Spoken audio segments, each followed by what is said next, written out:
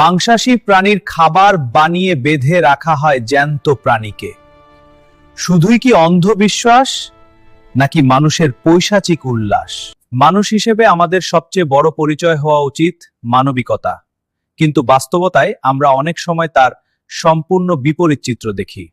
একটি অসহায় প্রাণী মৃত্যুর মুখে পড়ে শেষ মুহূর্ত পর্যন্ত মানুষের দিকে তাকিয়েছিল। হয়তো ভেবেছিল কেউ তাকে রক্ষা করবে, কিন্তু কেউ এগিয়ে আসেনি। সবাই নিঃশব্দ দর্শকের মতো সেই মর্মান্তিক দৃশ্য দেখেছে। এই ঘটনাটি শুধু একটি প্রাণীর মৃত্যু নয়, বরং আমাদের ভেতরের মানবিকতারও এক নির্মম পরাজয়। আমরা প্রযুক্তিতে এগিয়েছি, জ্ঞানেও সমৃদ্ধ হয়েছি, কিন্তু সহানুভূতি আর দায়িত্ববোধে যেন দিন দিন পিছিয়ে পড়ছি।